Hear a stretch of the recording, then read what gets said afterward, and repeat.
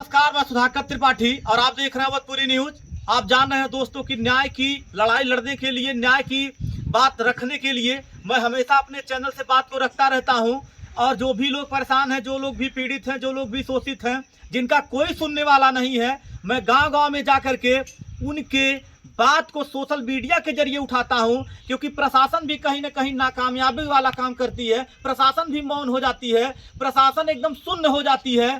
जो कि वो जब प्रशासन में शासनिक ड्यूटी करने के लिए वो लोग जब तत्पर होते हैं, वर्दी पहनते हैं, तो उनका संविधान पे शपथ ग्रहण करवाया जाता है कि हम न्याय करेंगे। आप देख सकते हैं मेरे बगल में एक महिला है, महिला के विषय हम बताएंगे। कुसमी जंगल के पास इनका सिमरहिया के मतलब ये रहने वाली थी। और बाद में इनकी शादी कहाँ होती है? इनकी शादी होती है बगही, ये भी जिला गोरखपुर के ही अंतर्गत आता है। नाम क्या आपका? सरिता निषाद जी हैं आप। अब ये सरिता निषाद हैं, आपने सुना होगा। इनकी शादी होती है, शादी के बाद ये अपने मायके जाती हैं। और मायके के बाद आप देख सकते हैं मेरे हाथ में इतना पेपर है। पेपर पे क्या लिखा? BRD medical college Gorakhpur Uttar Pradesh. आप देख लीजिए, ये पेपर है। उसके बाद भी कई पेपर है। अभी हम इनसे पूछेंगे कि इनकी परेशानी क्या है। ये भी BRD मेडिकल कॉलेज का है। इनके साथ क्या क्या हुआ है, क्या क्या इनका शोषण हुआ है। सोचिए, लोग धर्म पत्नी बना करके ले जाते हैं और पत्नी के साथ शोषण करते हैं, उसको मारते हैं, गाली देते हैं। आप देख लीजिए, माननीय मुख्यमंत्री जी के वहां भी ये न्याय मांगने गई है, लेकिन अभी तक इस महिला को न्याय नहीं मिल पाया है। अभी हम इनकी जुबानी ही इनकी सारी बात पूछेंगे, जानेंगे। ये मुख्यमंत्री जी के वहां भी कागज दी हैं। और उसके बाद आप देखा जाए तो शासन लखनऊ के द्वारा वहां पे भी, ये पोर्टल पे भी शिकायत की थी अपने पति को लेकर के। मतलब इनके पति इनको टार्चर करते थे, इनको मारते थे। ये सारी प्रक्रिया इसमें लिखा गया है, लेकिन अभी न्याय नहीं मिल पाया।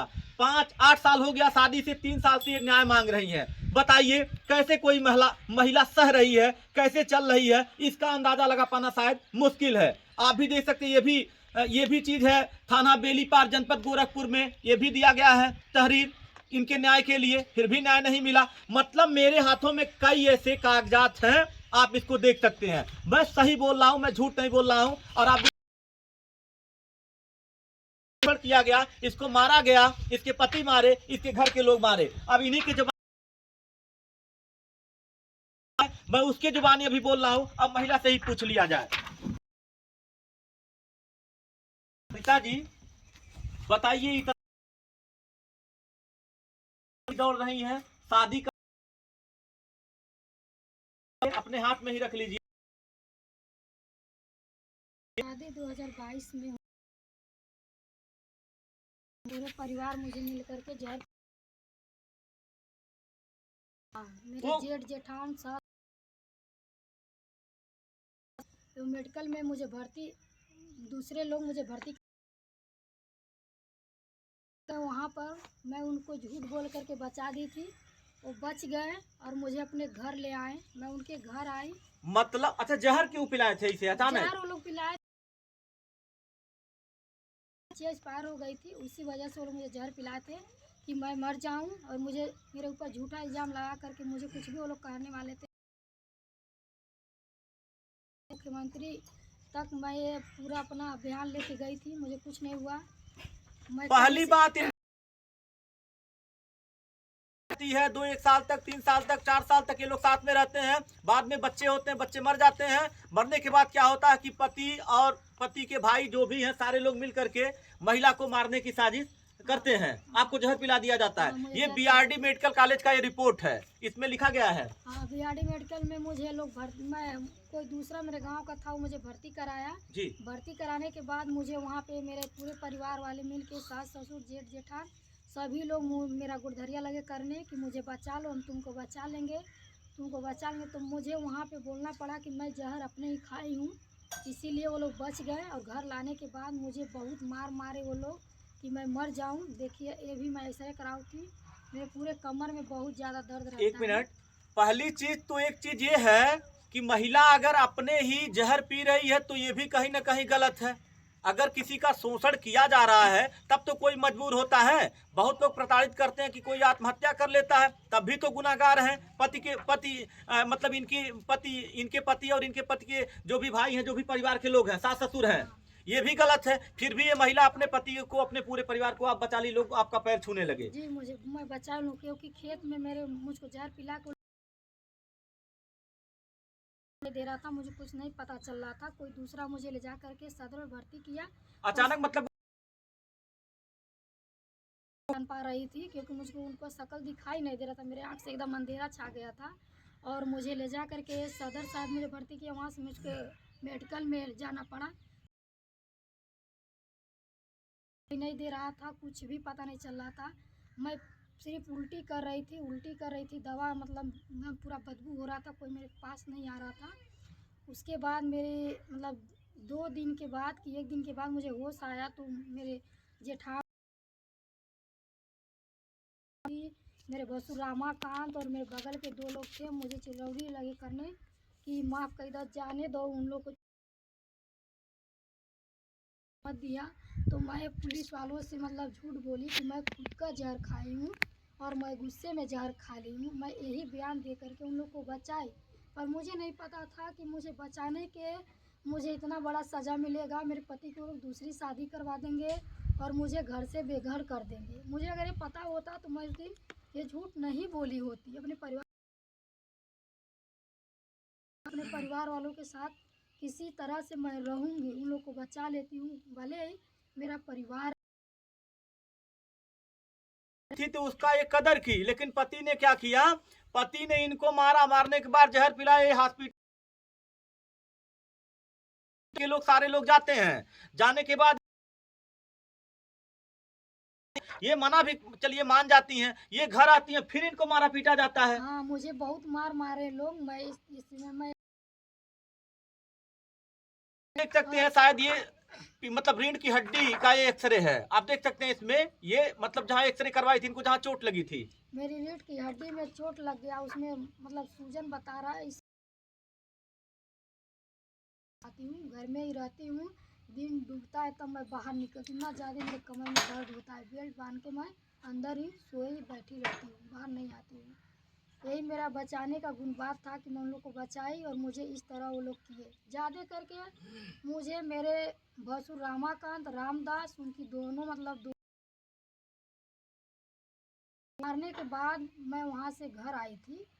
तो मारी क्यों थी जब घर बुला करके वहाँ सब लोग मना, फिर यहाँ क्यों मारे? यहाँ लोग इसलिए मारे कि मैंने कंप्लेन कर दिया था थाने पे कि मुझे लोग मतलब मेरी जान को खतरा, इसी वजह से लोग बोल रहे थे चल के सुलह कर लो, सुलह कर दो। मैं बोली ठीक है मैं सुलह कर दूँ, लेकिन वो लोग बोल रहे थे कल ही चल के सुलह कर दूँ। मैं कल बोल रही थी, लेकिन वो लोग रात में ही मुझे बहुत मारे। बताइए, अच्छा कोई अगर परेशान होता है तो प्रशासन के ही पास तो जाता है तहरीर देने। इनको लगा कि मुझे दिक्कत है, मुझे खतरा है, तो प्रशासन से जाकर के ये मदद मांग लिया, तहरीर दे दी, तो इन्होंने तो कोई गलत किया नहीं, तो इसको मारने की क्या बात आ गई? और रही बात ही सुलहनामा की, तो ये बात तो 1-2 दिन के बाद भी हो सकता था, फांसी तो किसी का होता नहीं है। देखिए इतना शोषण किया जा रहा है इस महिला का, अब ये महिला कब तक सहे? सन 2017 में शादी होती है, 22 में इनके पति से आप देख रहे हैं इनके साथ कितना होता दहेज को लेकर के, और कोई गलती नहीं है। गलती किसकी है ये तो ईश्वरी कृपा, ईश्वर जाने। अच्छा, तब से आप फिर चलिए ये हो गया, उसके बाद कोर्ट कचहरी का क्या से मामला फिर शुरू हो गया? मैं उन लोग मार के मुझको खदेड़े, तब मेरे पति मेरे घर आए और बोले कि मुझे भी सब मारे हैं, तुमको भी सब मारे हैं और चल के तुम मुकदमा कर दो। मैं बोली मुकदमा नहीं करूँगी। तो मेरी बहन है एक लक्ष्मीना, उसको भी उसके भी घर आए, उससे भी कहें कि लक्ष्मीना मुकदमा करवा दो। ये दुबई के कहने पर मैं मुकदमा की, मैं कर नहीं रही थी, उन्हीं के कहने पर मैं मुकदमा की थी। अच्छा, अब आपके पति दुबई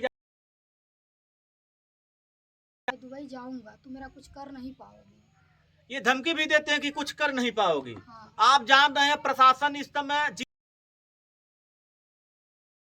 वो उसके साथ क्या होता है मुझे बताने की कोई जरूरत है, नियम सबके लिए।